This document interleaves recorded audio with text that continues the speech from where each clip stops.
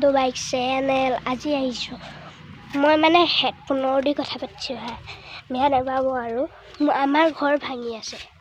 তথাপিও মই আপোনালোকক দেখুৱাবলৈ লৈছোঁ এই ঘৰটো মানে ভাঙি আছে তথাপিও মই দেখুৱাইছোঁ আৰু সেয়া চাওক দূৰৰ পৰা দেখুৱাই দিবলৈ অকণমান অসুবিধা হ'ব সেইটো কাৰণে মই এনেকুৱাকৈ দেখুৱাম মানে মোৰ দেখুৱাবলৈ চিচ কেমেৰা কোৱা নাই সেইটো কাৰণে মই সেনেকৈ দেখুৱাবলগীয়া হৈছে এতিয়া তথাপিও আমি হেৰি নকৰোঁ পলম নকৰোঁ আহকচোন তেনেহ'লে আমাৰ ৰুমকেইটা চাই লওঁ এই ইয়াত দেখিছেনে এইটো আমাৰ ৰুম আছিল লৰিং ৰুম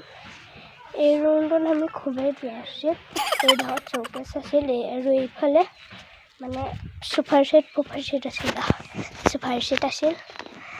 আৰু এইটো কাৰ ৰুম আছিল জানেনে এইটো আছিল মুঠ পিতাই খোৱাৰ ৰুম মানে পিতাই এণ্ডাষ্ট্ৰিং পিতাই বুজিছেনে পিতাই খোৱাৰ ৰুম আছিল আমি খুৰা বুলি কওঁ মানে মোৰ খুৰা হয় সেইটো কাৰণে মই খুৰা বুলি কৈছোঁ কি আৰু এইটো আছিল মাইনা খোৱাৰ ৰুম মানে মই ৰুমকেইটা পাহৰি গৈছোঁ কাৰণ খেলি মেলি কৰি দিলে যে সেইটো কাৰণে মই পাহৰি গৈছোঁ আৰু এইটো আছিল জাংখোৱাৰ ৰুমটো খুবেই প্ৰিয় আছিল আপোনালোকক দেখুৱাবলৈ বহুত অসুবিধা হৈছে তথাপি মই চিচ কেমেৰা কৰি ল'ম এইটো আছিল ককাৰ ৰুম ইয়াত বহুত কিবাকিবি আছে আৰু আহিলোঁ আমি এতিয়া পাকঘৰ ৰুম এই পাকঘৰ ৰুমটোতেই চব ৰখা হৈছে আৰু এতিয়া উপায় নাই এই ইয়াত দেখিছেনে চৌকেছটো কি ধুনীয়া ধুনীয়া বস্তু আছিল এইবিলাক বস্তু আছে ধুনীয়া